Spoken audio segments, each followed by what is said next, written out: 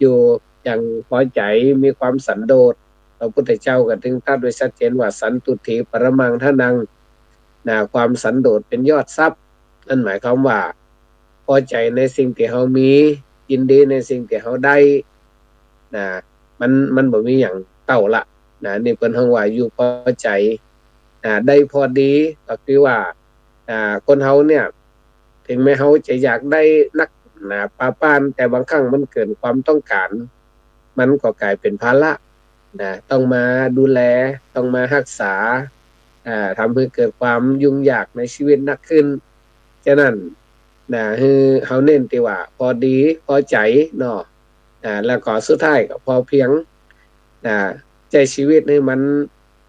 เปิ้นฮ้องว่าทางสายกลางเนาะโดยเฉพาะที่พระพุทธเจ้าเพิ่นสอนไว้ก็คืออริยมรรคมีองค์8เริ่มตั้งแต่สัมมาทิฏฐิคิดดีเนาะ สัมมาทิฏฐิคิดดีสัมมาสังกัปปะดำริถูกดำริในถูก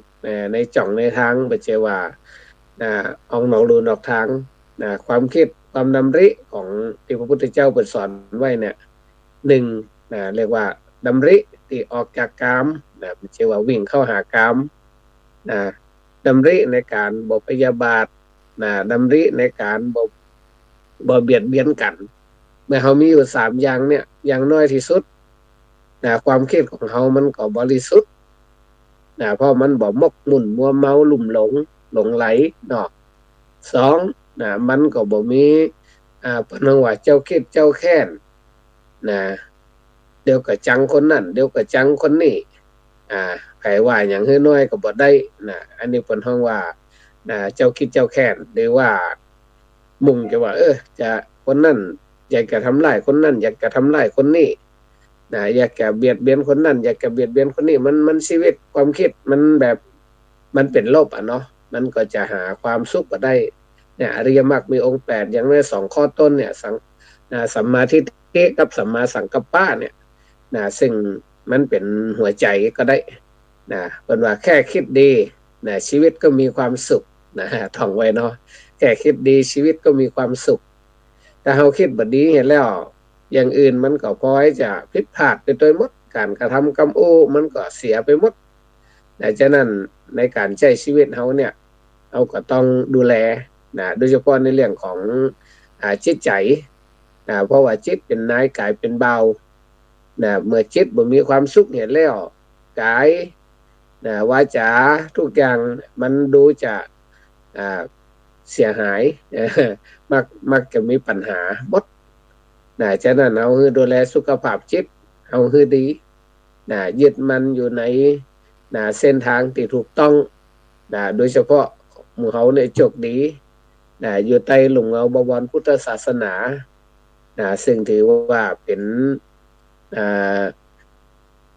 นสิ่งที่หลายๆประเทศเพิ่นอยากได้หลายๆประเทศเพิ่นอยากเจอแต่ก็บ่มีที่ไหนจะดีเท่ากับประเทศไทยที่เฮาได้น้อมรับเอาพระธรรมคำสอนของพุทธเจ้ามาเป็นเส้นทางในการดำเนินชีวิตอย่างน้อยเฮาก็ใจชีวิตอย่างมีความสุขเพราะว่าพระพุทธเจ้าเพิ่นก็ถึงสอนล่ะให้เฮาตัดอดีตให้ปิดอนาคตให้เฮากำหนดปัจจุบันเอาเฮาอยู่กับความจริงเอาไม่ใช่ไปเพิ่นเฮาว่าหวยหาอะไรหาสิ่งที่มันล่วงไปแล้วเพราะมันบ่สามารถที่จะย้อนกลับคืนมาเหมือนเดิมแล้วก็บ่ต้องไปกังวลคาดหวังมุ่งหวังอนาคตซึ่งเป็นสิ่งที่ยังมาบ่ถึง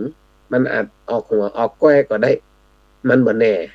แต่พระพุทธเจ้าเพิ่นให้เฮาทำปัจจุบันทำขณะเนี้ยให้มันดีที่สุดสิ่งที่คิดที่ทำกรรมติอู้เนี่ยมันเป็นไปด้วยชอบประกอบด้วยธรรมบ่ให้มันออกนอกลู่นอกทางเนาะบ่ว่า บ่ให้มันไปคิดในทางที่ทำให้เกิดปัญหาฉะนั้นมันเป็นเรื่องที่ว่าง่ายแต่อาจจะทำยากแต่อย่าลืมพระพุทธเจ้าเพิ่นก็ว่าธรรมดาว่าความดีเนี่ยคนดีทำได้ง่ายความดีนั่นคนชั่วทำได้ยาก นะความชั่วเนี่ยคนดีทำได้ยาก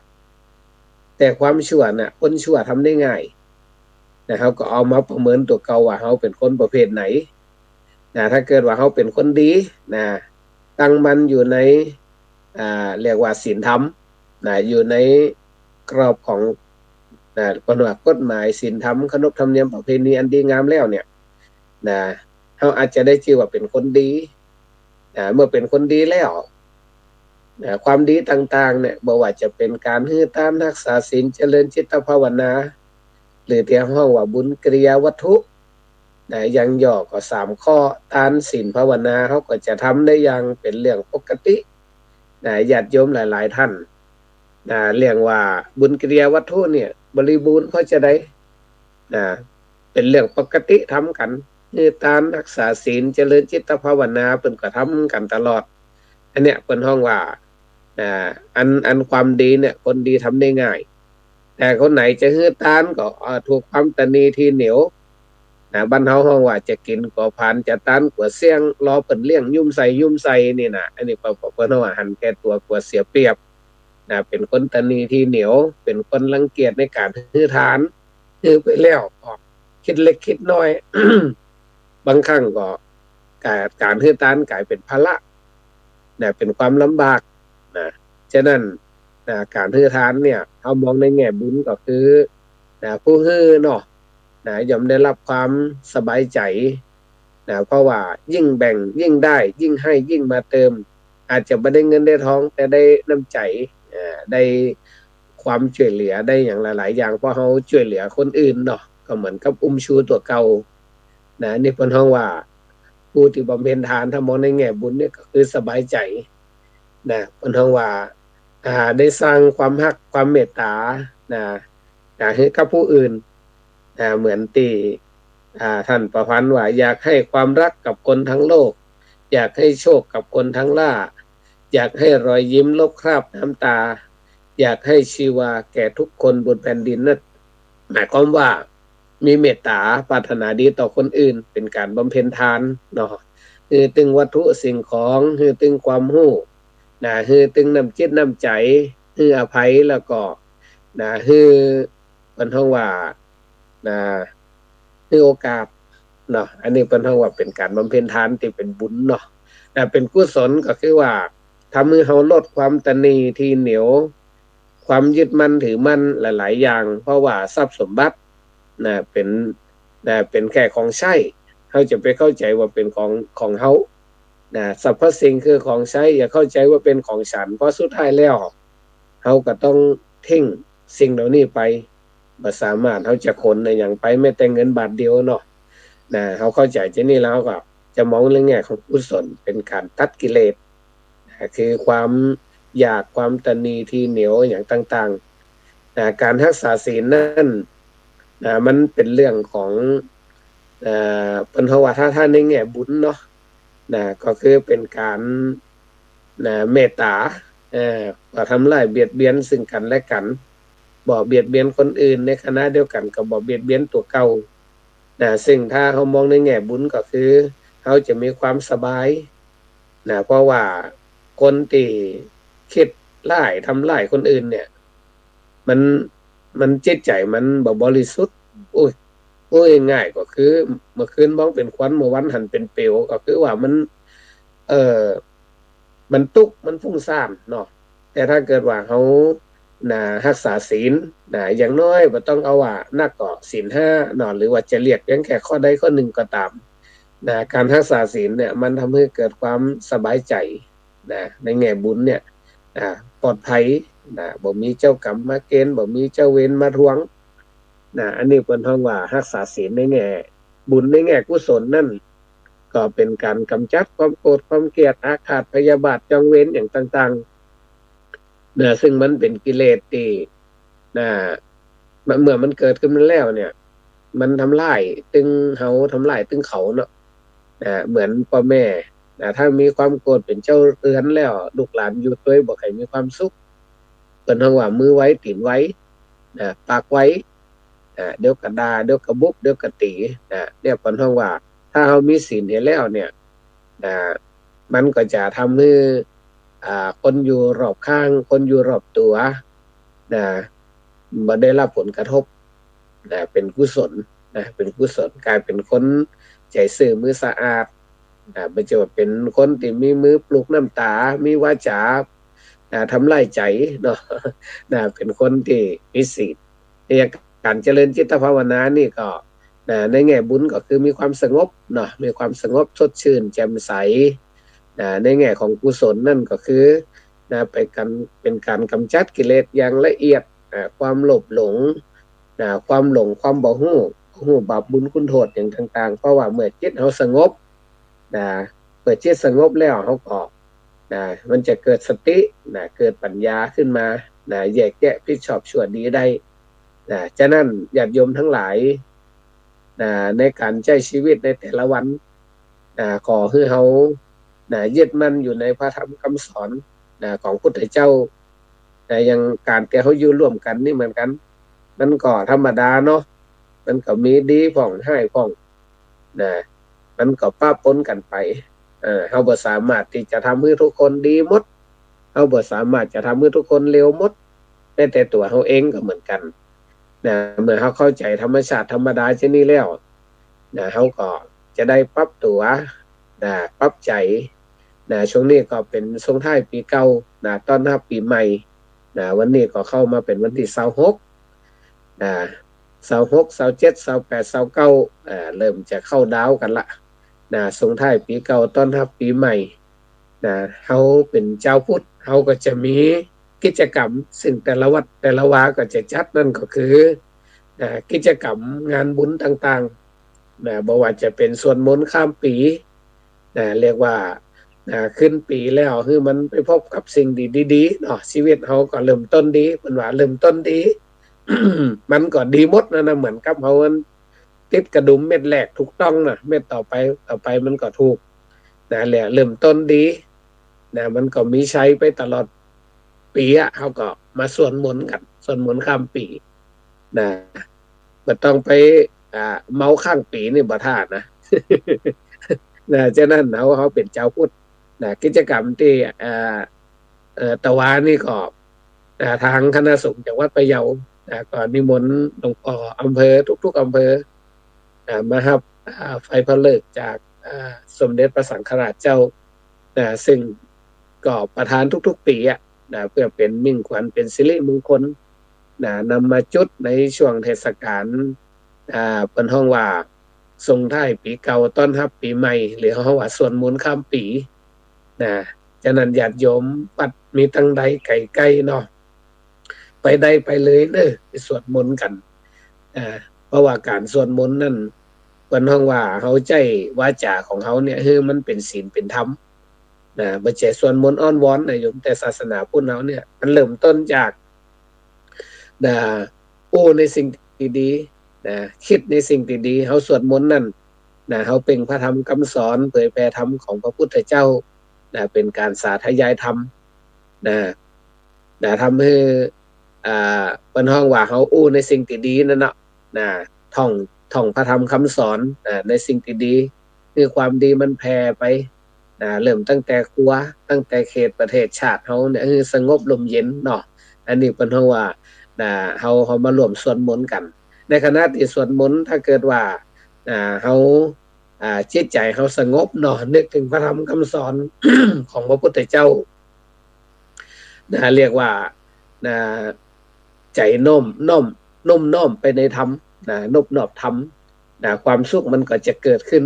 อย่างน้อยก็เฮาได้ความสงบละความสงบนั่นเป็นว่านัตถิสันติปรังสุขังพระพุทธเจ้าเพิ่นถึงว่านะ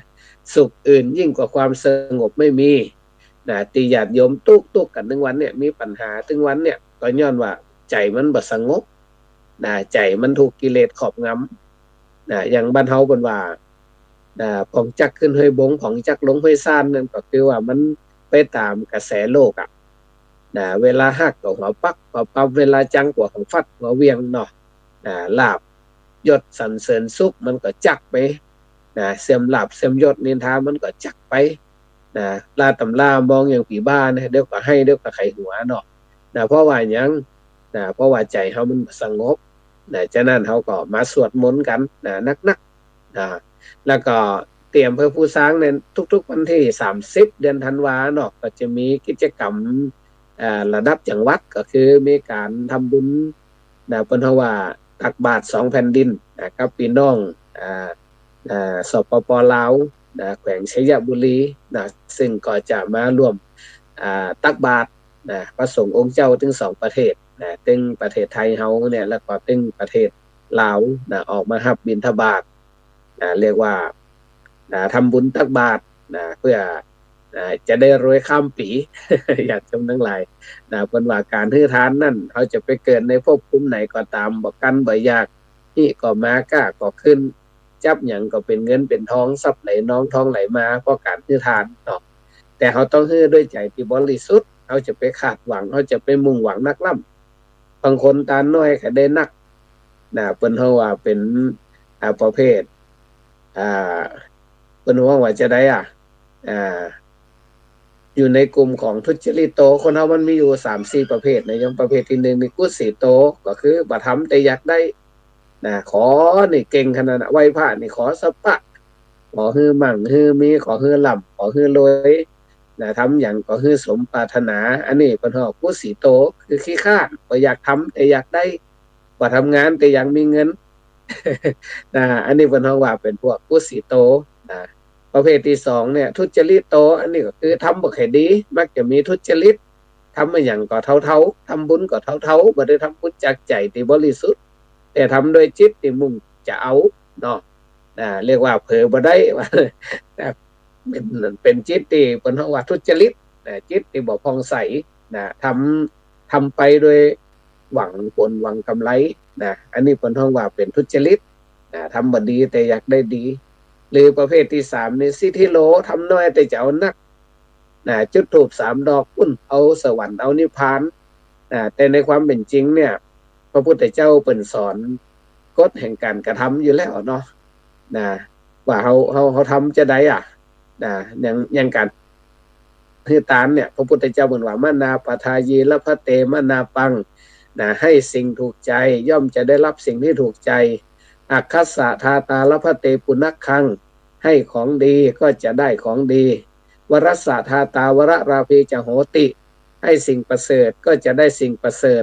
เศรษฐันทโทเศรษฐมุเปติฐานังให้สิ่งประเสริฐก็ย่อมจะอยู่ในตำแหน่งในฐานะในพื้นที่ในประเทศที่ประเสริฐแต่ฉะนั้นกฎแห่งการกระทำนี่มันก็สำคัญนี่เขาทำน้อยแต่จะเอานักมันก็ผิดปกติผิดธรรมชาติมันเป็นไปบ่ได้เนาะเอาก็ต้องมองว่าให้มันสมเหตุสมผลศาสนาพุทธเป็นศาสนาของเหตุผลพระพุทธเจ้าเพิ่นบ่ได้สอนให้เฮาเพิ่นว่าบ่เชื่อในเรื่องกรรมพระพุทธเจ้าเพิ่นสอนให้เฮาตั้งมั่นอยู่ในเรื่องกฎแห่งกรรมทำดีได้ดีทำชั่วได้ชั่วแต่ฉะนั้นเฮาอยากจะประสบความสำเร็จเพิ่นว่ากัลยาณการีกัลยาณังนั่นเนาะหมายความว่าเฮาต้องทำแล้วก็ต้องทำให้ดีตัวเองทุกการกระทำกรรมตึงทวารทั้ง3เนี่ยคือมันดีเป็นตัวกันฉะนั้นส่งท้ายปีเก่าต้อนรับปีใหม่เฮาก็เริ่มต้นพากันเริ่มต้นทำแต่สิ่งดีๆให้มันความดีตัวนั้นเนี่ยมันจะข้ามภพข้ามชาติเนาะข้ามปี เริ่มตั้งแต่รวมทำบุญตักบาตรพี่น้องมากันทั่วสารทิศมาด้วยหลายจุดประสงค์แต่หลักๆเขาตั้งไว้ที่ว่าตักบาตร2แผ่นดินเนาะมาร่วมกันทำบุญตักบาตรกับพระสงฆ์องค์สามเณรเป็นการอนุเคราะห์พระสงฆ์องค์เน้นโดยเฉพาะแถบชายแดนเนาะก็ค่อนข้างจะลำบากเรื่องปัจจัยการทำบุญอย่างก็ค่อนข้างจะน้อยเนาะฉะนั้นก็มาเป็นการช่วยเหลือพระสงฆ์องค์สามเณรที่เปิ้นอยู่ตามตะเข็บชายแดนเนี่ยเนาะให้เปิ้นอยู่ได้อยู่ดีแล้วก็อยู่มีความสุขเนาะในเรื่องการทำบุญตักบาตรญาติโยมก็มาร่วมกันทำบุญตักบาตร2แผ่นดินกันมากันยากหลากหลายเนาะโดยเฉพาะอยากจะสบายใจ ส่งปีใหม่เอามาร่วมทำบุญตักบาตรกันเริ่มเวลาประมาณ 6:00 นนะโยมเนี่ยประมาณ 6:00 นในวันที่30ทุกๆปีบางท่านก็อาจจะมา จับจ่ายซื้อของซึ่งเป็นการออกล้านเนาะบ่ว่าจะเป็นสินค้าโอท็อปสินค้าพื้นบ้านสินของป่าอย่างต่างๆตึงพี่น้องไทยตึงพี่น้องลาวขนกันเอามาจำหน่ายทำให้เศรษฐกิจในภูมิภาคเนี่ยมันเพราะว่ามันเจริญเนาะ มันดีงามแล้วก็มาญาติโยมท่านใดอาจจะอยากได้ของสินค้าโอท็อปก็ดีสินค้าที่จำเป็นก็ดีนะเขาก็มาแลกซื้อกันแลกเปลี่ยนกันเนาะแล้วก็มาดูวัฒนธรรมประเพณีก็มีการแสดงเนาะบ่ว่าจะเป็นวัฒนธรรมชนเผ่าวัฒนธรรมชนพื้นเมืองเนาะวัฒนธรรมไตลื้อเป็นต้นซึ่งยังอำเภอภูซางนี่ก็มีกลุ่มชาติพันธุ์หลายอยู่ก็มาชมแล้วก็ดูการแสดงของพี่น้องชาวลาวเนาะเพิ่นก็จะนำมาแสดงให้หมู่เฮาก็ด้วยเป็นการแลกเปลี่ยนวัฒนธรรมประเพณีสำคัญที่สุดก็คือว่าใกล้สิ้นปีแล้วเนาะเฮาก็ทำความดีก่อนแล้วก็เริ่มต่อไปก็เป็นการสวดมนต์แล้วก็นี่นะทุกวัดทุกวาก็จัดสวดมนต์กันเรียกว่าสวดมนต์เป็นยาทาวิปัสสนาเป็นยาแก้เริ่มต้นแรกก็ต้องสวดมนต์ก่อนสาธยายธรรมก่อนคือพระธรรมมันซึมมันสาบเข้าไปในจิตในใจจะได้เป็นคนใจจิตใจพน้อยจิตใสใจสะอาดเนาะบ่มีปัญหาแต่นี่ก็ฝากญาติโยมว่าเฮาอยู่ด้วยกันเนาะสิ่งสำคัญที่สุดก็ต้องฮักสามัคคีมองกันในแง่ดีจะไปมองร้ายมีความเมตตาก็คือปรารถนาดีต่อกันบนทางว่ามองโลกในแง่ดีมีความเมตตาไม่อิจฉาริษยาใครความอิจฉาริษยานั่นมันเป็นตัวบอลทำลายความสุขเนาะอิจฉาเขาแล้วเขาตุกฉะนั้นจะไปอิจฉาตาล่อนกันคือแสดงมุทิตาชื่นชมยินดีในความสำเร็จของกันและกันและก็สุดท้ายก็คืออภัยซึ่งกันและกันเวลาเขาทำผิดเขาอยากจะให้คนอื่นยกโทษเมื่อเขาทำผิดทำไมเขาบ่ยกโทษให้เขาอันนี้มันก็เป็นเรื่องที่เจ้าคุณเขาทุกคนต้องพิจารณาเนาะทำเพื่อได้ทำเพื่อดีปีใหม่ก็จะกลายเป็นปีแห่งความสุขเป็นปีที่นำมาซึ่งความเจริญแม้ว่าเขาจะประสบปัญหามากมายถึงชายแดนถึงอย่างมากมายเนาะแต่ว่าตราบใดที่คนไทยเขายังรักสามัคคีเนี่ยเขาก็จะผ่านพ้นเรื่องราวต่างๆไปบ่ว่าจะเป็นภัยธรรมชาติภัยอย่างต่างๆก็จะสงบลงด้วยแรงบุญแรงกุศลที่เขาร่วมกันสวดมนต์ข้ามปีก็ดีทำบุญตักบาตรก็ดีสร้างความดีให้กับตนสร้างกุศลให้กับชีวิตก็จะทำให้เขาดีงามขึ้นฉะนั้นในท้ายที่สุดเนี่ยอาตมาภาพในนามตัวแทนของคณะสงฆ์อำเภอภูซางก็ขออัญเชิญเอาคุณพระศรีรัตนตรัยพระพุทธพระธรรมพระสงฆ์สิ่งศักดิ์สิทธิ์ต่างๆตลอดถึงบุญกุศลจงมารวมกันเป็นตบะเดชะเป็นพระวะปัจจัยเป็นอุปนิสัยดลบันดาลประทานพรญาติโยมสาธุชนทุกท่านประสบแต่ความสุขและความเจริญอายุขอให้ยืนนานเกินกว่า100วันนภพลอยพุทธพองนทองใสสุขะขอให้สุขกายสบายใจพละให้มีกำลังกล้าทั่วสากลปฏิภาณให้ชาวไปในทุกสิ่งธนสารล้ำยิ่งทุกแห่งหนขออำนาจพุทธคุณธรรมคุณสังฆคุณจงช่วยดลให้ทุกท่านทุกคนจงโชคดีจงโชคดีขอให้มีความสุขตลอดปีโชคดีตลอดไปในที่ทุกสถานในการทุกเมื่อเทอญ